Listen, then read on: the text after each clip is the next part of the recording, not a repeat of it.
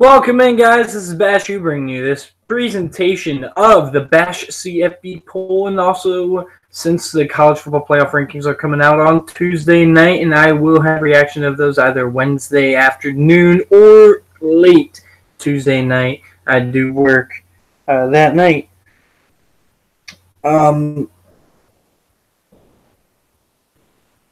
Sorry.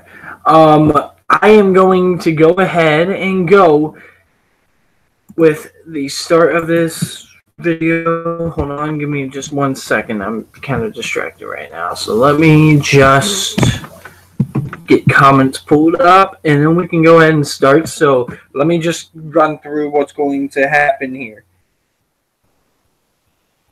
This is my top 25. Hey, Cam. What's up? This is my top 25, followed up by what I think the College Football Playoff Committee is going to do.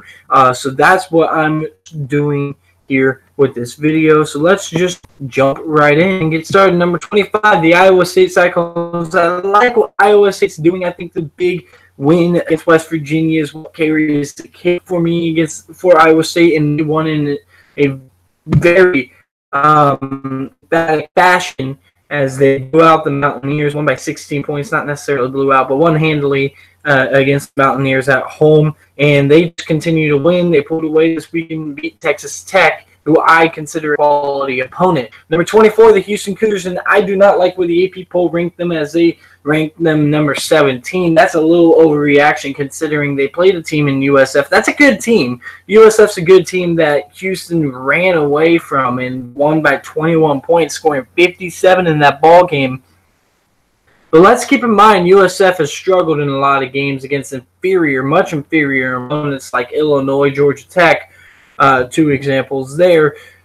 So really, this isn't that surprising. In fact, Houston opened up as a 8-point favorite and was sitting at a 10-point favorite right before kickoff.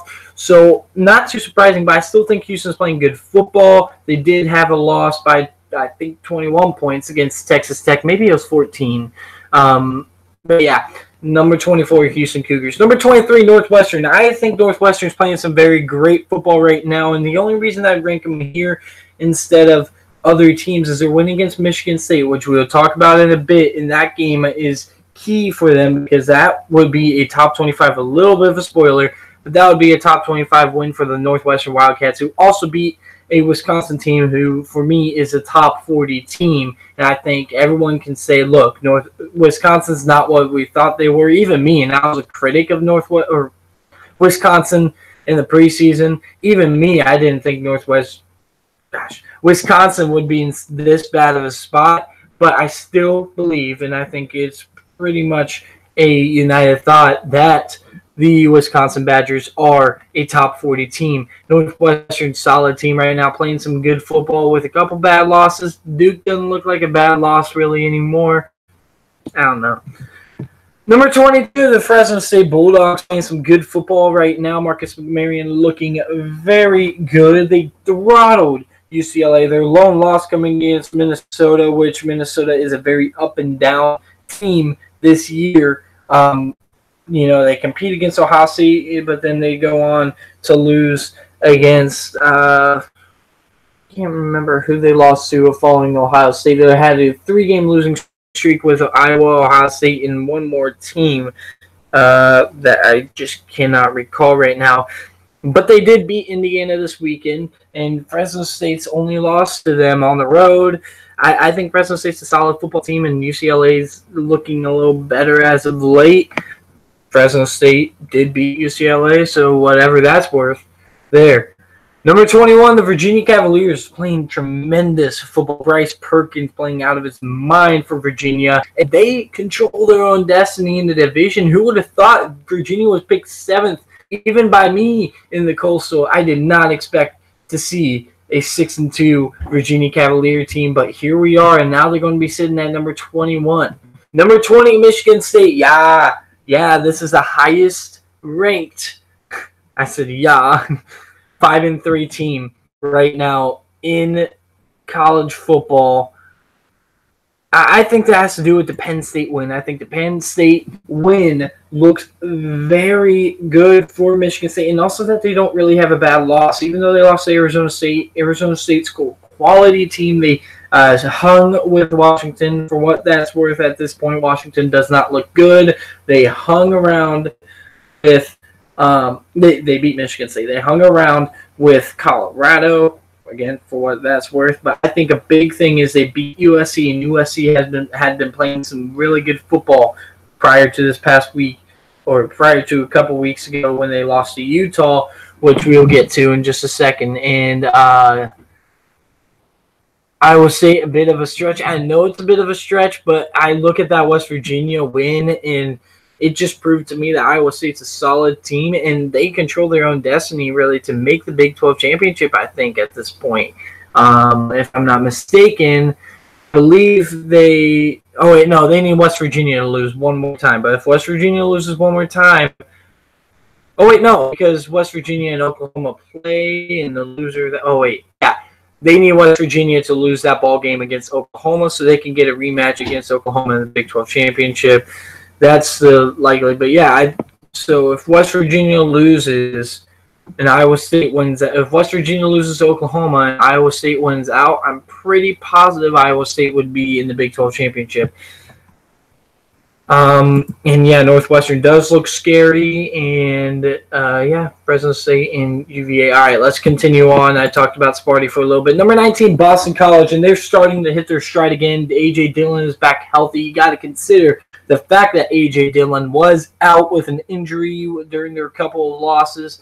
I think he got injured against Purdue in a blowout loss in West Lafayette, which is looking like a really tough place to play at this point.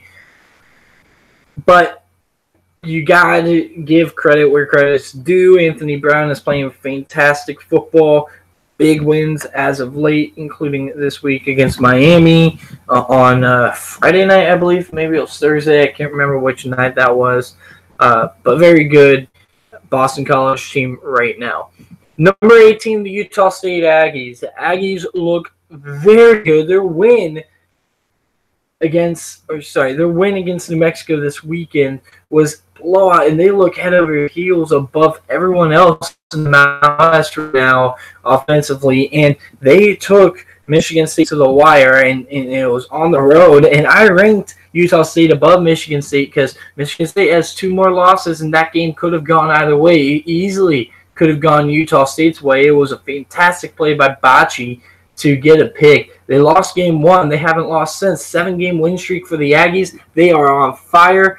I don't know who would win in the neutral site between Michigan State and Utah State. And honestly, probably Utah State, as potent as their offense is, especially through the air with Jordan Love. Number 17, the Iowa Hawkeyes. They looked pretty good against Penn State this weekend, especially defensively. You take a 12-0 lead, but you got to be able to win that ball game on the road. And Iowa, for the second year in a row, has allowed Penn State to win last second. Last year, Penn State had the ball with very little time left, and they were able to win. This time, Iowa had the ball with a chance to take the lead. As time was winding down, they were unable to pull off at Penn State. Penn State holds on against Iowa for the second year in a row. Kind of going to be a little salty for the Hawkeyes. They would want that one back, especially because that would have been big in the Big Ten West race, because now Northwestern is atop the North or the West. It's going to be a harder path for Iowa to make it and win with that loss against Wisconsin, win the Big Ten West. Number 16, Utah, and they look head over heels the best team in the Pac-12, except one. We'll get to them in a bit, but they definitely will. Will definitely make it to the Pac-12 championship, in my opinion. I think their toughest tests are past them already.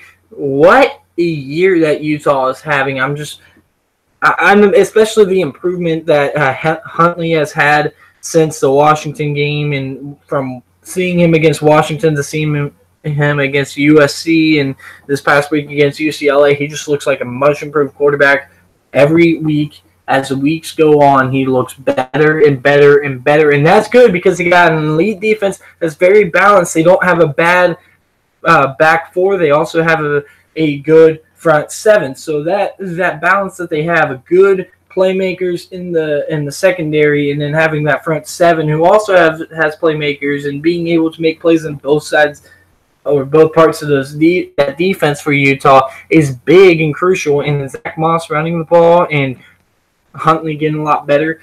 I think that Utah is possibly the most potent team in the Pac-12 right now on both sides of the ball. But we will get to the other team that I was referring to. Number 15, the Florida Gators.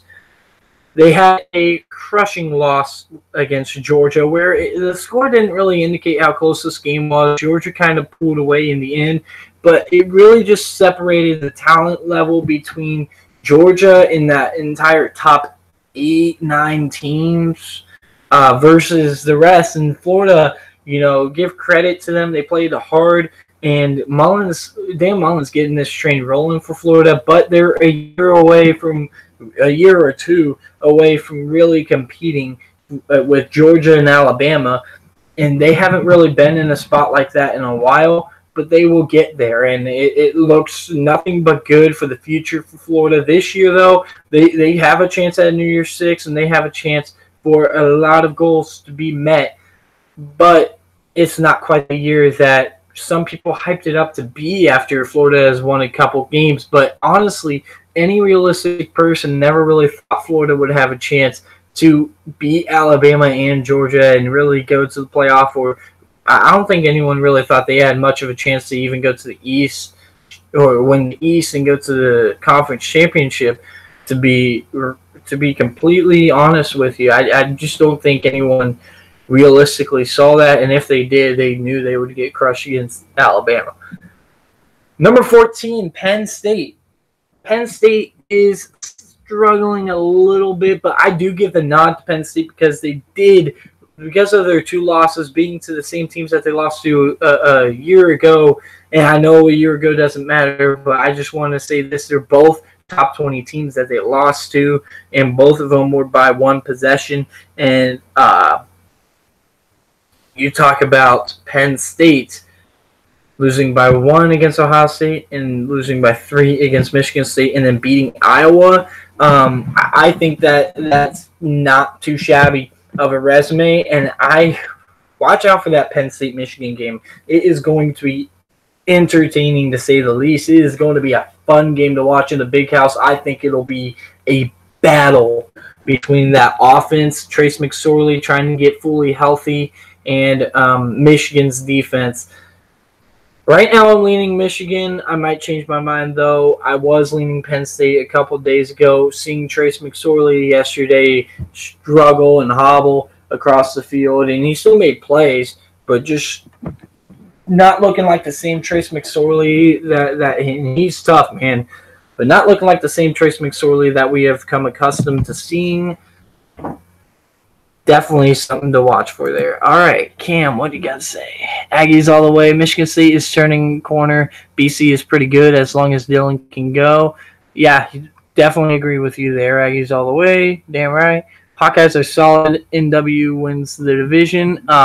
They probably will, but we'll still see. The offense has improved, and the defense is still legit. Utes are good. All right. Florida defense is top. Depends if the offense shows up. Penn State looks good. Yeah, they do. And I'm a little bit off with that Florida feel just because I feel like the Florida defense is a little bit overrated based on the offenses that they've played. This is one of the better offenses that they've played, and Georgia's not necessarily world beaters on offense, but they still were able to put up yards and 36 points, especially on the ground. So I think Florida's good on defense. I don't think they have that next tier, and I think they will build that. And also offensively, I think they will build that. I don't think Felipe Franks is quite there. He's not the type of quarterback Dan Mullen is used to, but he's still a solid quarterback in my opinion. I think Felipe Franks gets a lot more flack than he should. I think, his senior year, he's going to be pretty decent. Pretty good player for sure. Let's move on. Number 13, Texas. They come off of a loss against Oklahoma State on the road, but I'm not going to punish them too much like the AP poll did because Texas did fight and they lost by 3, a close one. I don't like how that game ended with tempers flying, but Texas, they're still a good team. But that defense, they've allowed 400 yards 3 times on 3 separate occasions this year. That defense has to be more consistent if they want to win ball games because they're able to show up and play some defense. But against the better offenses in the Big 12, they have West Virginia still on the schedule. That's a big game in the Big 12. They have Iowa State still on the schedule, another big game. If they cannot slow down those receivers for both those teams, this could be another average 8-4, 7-5 year for the Longhorns. And they were looking Big 12 championship and college football playoff. It's all about whether or not they can fix those matchups on the outside on defense if Texas is going to be able to get to their goals of a conference championship and possibly a New Year's Six Bowl. Number 12, the Kentucky Wildcats, 7-1. Kentucky looks good. I'm not going to say they look great. They struggled a little bit against Missouri, and they were able to pull that out. I thought that game was honestly over just because of the struggles that Kentucky had moving the ball. They were down, I believe, 14-3, able to take the game 14-15, and definitely not the game Drew Lock was looking for Missouri. Definitely not the game that Kentucky was looking for on their side. But a win's a win. They got a big one against Georgia coming up. They got to show up for that one for sure, or else they will have no shot at the playoff, no shot at a conference championship appearance, and no shot at a New Year's Six Bowl, in my opinion, if they lose against Georgia. Their season lies in that ball game against Georgia. Number 11, the West Virginia Mountaineers, previously mentioned when we were talking about Texas. I really like their offense. Their defense still gives me room for concern. But look, they dominated a Baylor team that's been playing better football as of late. And dominating them really sent statements on Friday morning to me of, wow, this West Virginia team really just kind of wanted to doubt the haters. And all the people who are doubting them. And, 11's a solid spot for them. I don't see them higher. I don't see them lower. This is right where they deserve to be. Number 10, the Washington State Cougars. They deserve to be here, and they deserve to be here over West Virginia for one particular reason, and that's the win against Utah. And the win against Utah looks better and better as the weeks go on. And Utah having 2 losses in conference because of Washington State. And, of course, they lost to Washington as well. Those 2 Washington schools. There's no reason Washington State can't be here, especially because their one loss as well wasn't like both of them played on the road for the record. But it wasn't like West Virginia's loss where they pretty much got manhandled throughout the game and they just did not look like a better team on that day. Washington State looked better than USC. Washington State kind of lost in a controversial fashion with, targeting calls in which Pac-12 officials did get punished for. So Washington State's loss is kind of fluky, not necessarily fluky. I'm not saying that would have changed the game, but it could have. And Washington State could be sitting at 8-0 because of that. Doesn't mean they would be, but nonetheless, it's not a bad loss to have on the road in the Coliseum against the USC team who's up and down this year.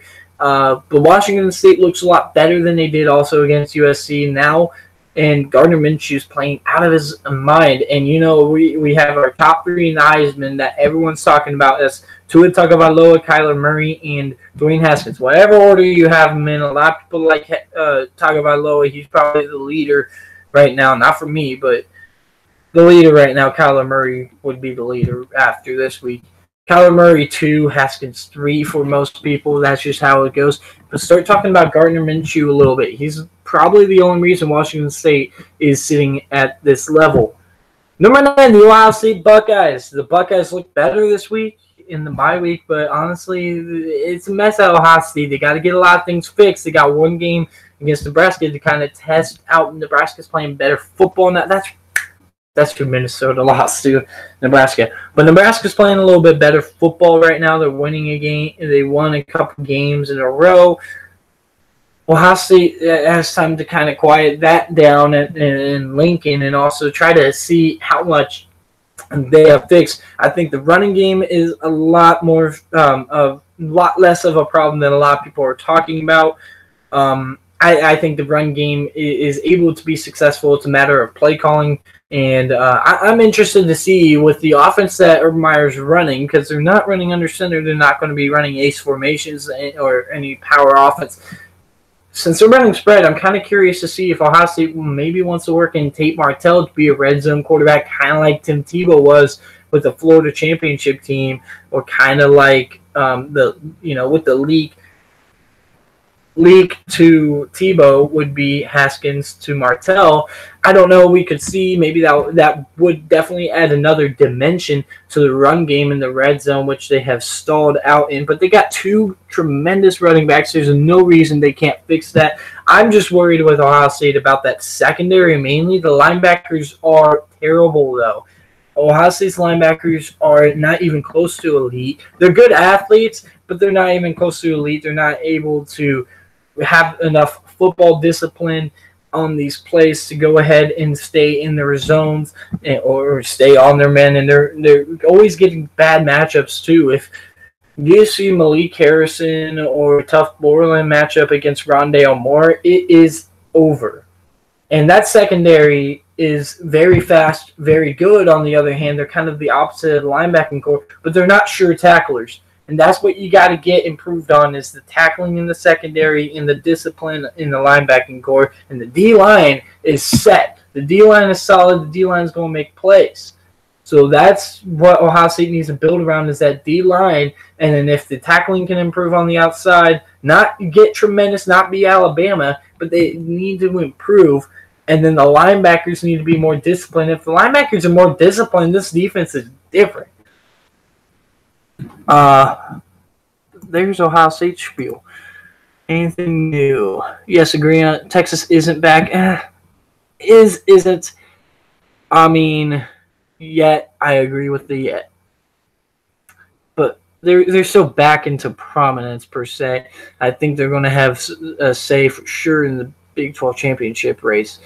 I agree on Kentucky. West Virginia still needs to improve on defense, absolutely, but they look a little better. Washington State is playing some scary football, especially if you're in the Pac-12. I wouldn't want to go against Washington State now. There's a high chance that they could win the last 4 games and be 11-1, especially how bad Washington looks. I don't trust the Ohio State defense right now, defense at all, though.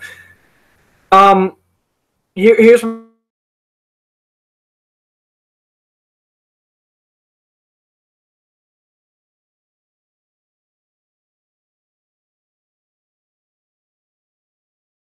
in a lot of this defending, you can build around a D-line like that. You don't need an elite secondary when you have an elite D-line. You just need one that's good enough. You just need a linebacking core that's disciplined enough, good enough. That linebacking core is what needs fixed, and really it just comes down to discipline. Coverage is good by the corners. Like, it is a little bit over. It's over. What's the word I'm looking for? It's over talked about how Ohio State's coverage in the secondary is bad. They're not getting any help from the linebackers. They're always isolated because the linebackers aren't there to help. Especially the corners are playing good coverage. I don't know necessarily about the safeties. And also leaving them on islands with a lot of blitz looks by Schiano lately. I do expect Schiano to go heavier towards zone coverage, because I feel like Ohio State will be very good in a simple cover 2, cover 3, just because they're athletes. That's simple. Number 8, let's move on. Georgia, their run game is very good, and Jake Fromm is hit or miss, but when he's hit, this is possibly the best team in America. And you heard me correctly.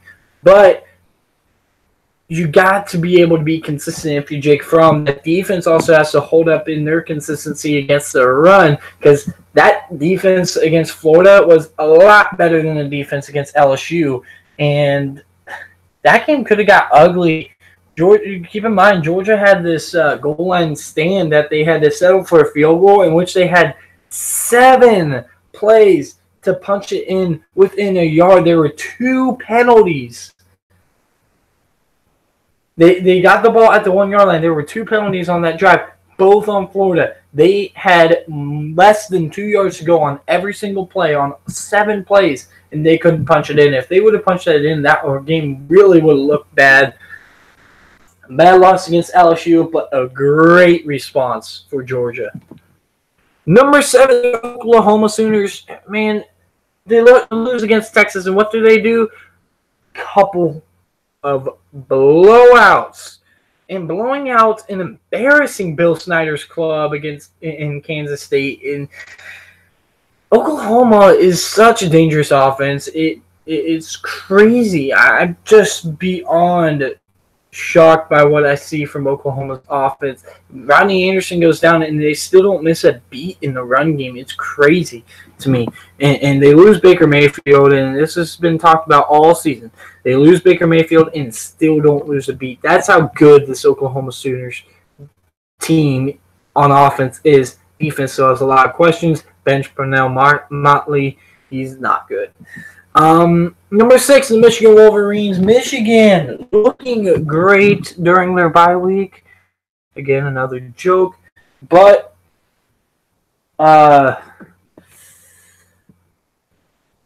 Michigan looks really good lately. I mean, there's no denying that. You can be the biggest Buckeye fan in the world, and you can't deny Michigan's been looking great. And you definitely have to be worried about Michigan if you're in Columbus. You definitely have to be worried about Michigan if you're anywhere in the country. Alabama is not worried, and that's why I'm worried about Alabama. If these two face off, Alabama and Michigan in the playoff, I will take Michigan because Michigan's dangerous on offense now with the run game. Shea Patterson's playing better football than I have ever expected him to play.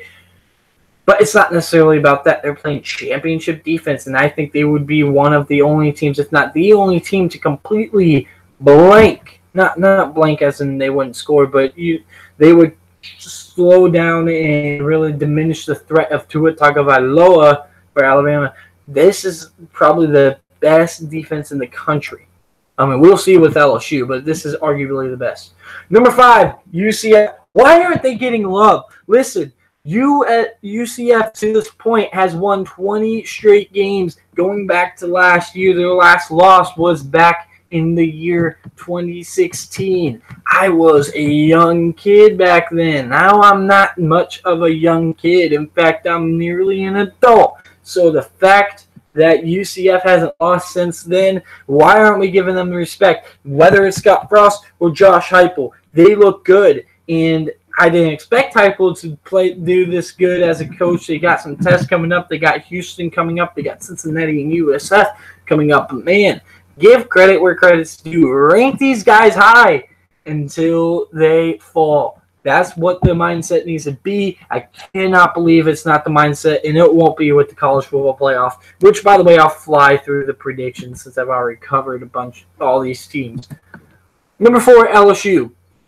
LSU's defense looks elite. Their loss against Florida, I don't know how much I like it per se, but it's still not a bad loss. I just don't know how much I really want to favor LSU over Michigan's loss. It's hard just because LSU was on the road in a hostile environment and the ball with a chance to win late, but same with Michigan. I don't know. It's very tough, and LSU's resume looks a little better with the Georgia win in blowout fashion. That being said, LSU just looks a little bit better, more sound defensively than Michigan. I mean, both of these guys are like comparing apples and oranges. Or apples and oranges. These guys are like comparing the differences between identical twins. It is very hard to pick between these two. Voice is funky. You're back. I don't know what's with my voice right now. It is funky though. Oof, stretch. I'm not sold on UGA. They're inconsistent. That's the only reason you can't be sold on UGA. OU's offense is fantastic. Agree. Michigan's offense has looked better every week. Defense is terrifying. Yeah, UCF needs more love. Absolutely. LSU knocks off Bama, in my opinion. I've said that. And last, that I saw that game was the next for both teams. And this whole entire season, this whole entire preseason, I said LSU's going to beat Bama. But it's hard to pick again. I'm not saying I won't, but it's hard to pick against Alabama right now. And I'm not saying I'm going to pick LSU. I don't know who I'm going to pick right now. It's hard to pick against Alabama right now at this point. Top 3, we are going to go to the 3 undefeated Power 5s. Notre Dame, number 3. What a tremendous season for Notre Dame. And I think they look good against Navy. And they got Northwestern coming up this week. I think it's this week. Upset watch right there. That's all I got to say. Northwestern playing dangerous football. They're still getting slept on. Definitely a game you got to watch out for if you're Notre Dame. And definitely a game you got to watch out for just as a fan. It will be very fun to see Clayton Thorson against this defense and vice versa. I think Northwestern's defense doesn't get enough credit. They're very good. They forced 2 fumbles from probably the best running back in the country. I mean, I don't know what else to say. Number 2, the Clemson Tigers.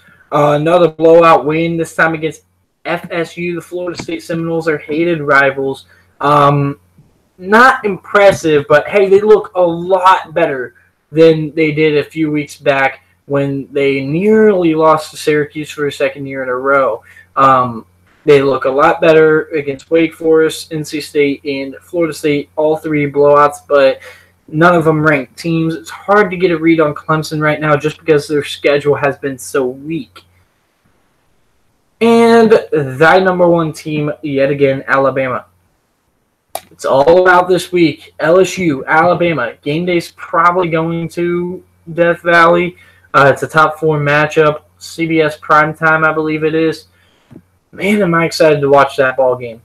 So teams I had under consideration, I had Mississippi State and Texas A&M right on the outside in order of who won that game and who didn't. Mississippi State beat Texas A&M. I'm going to give Mississippi State the nod, even though I think Texas A&M is a better team. But I don't think either team is really legit. That's why I have them out. Neither one of them have beaten a top 25 team other than Texas A&M's overtime win at home against Kentucky, which I don't think they're better than Kentucky. I think Kentucky was disadvantaged with the crowd and also struggled against. And I also don't know how good Kentucky is too. If you can shut down the run, we saw you can beat them. Missouri almost beat them this week. Big win for Kentucky, but hey, whatever. Syracuse is next. They lost to Clemson, and they had a bad loss against Pitt, I believe it was, allowing a lot of points. But look, they were able to pull it off against NC State again. Don't know how much that's worth. That's why they cannot make my top 25 for me, honestly. Georgia Southern, 7-1, looking good, having a big win against Appalachian State. I don't know why we're not talking about Georgia Southern a little bit. Give them a little bit of top 25 love after that big win against Appalachian State. But only consideration. Texas Tech is next. You know, they did lose to Iowa State, but they look pretty decent in that loss, and they're still 5-3. I don't know. Hard to say one way or another with Texas Tech. And finally, UAB, again, 7-1. But they're only in Conference USA, the weakest conference maybe in college football, although I did not feature Buffalo, who's also 7-1. So maybe they're a little bit better than MAC. But nonetheless, I like UAB right now. They are playing very good football. Now, I'm just going to run through this. Basically, I think this is what they're going to do based on the past I've seen with the disrespect they've had. Not necessarily disrespect, but not the high regard of the group of 5 in the regards of the conferences in the past, plus the resumes have to do with it and what they look like. This is my CFB poll prediction. And before I do that, let's see if we got any new comments. UAB absolutely want to disagree with it, but I can't. Alabama is 1 since Lawrence came in. Offense looks not really.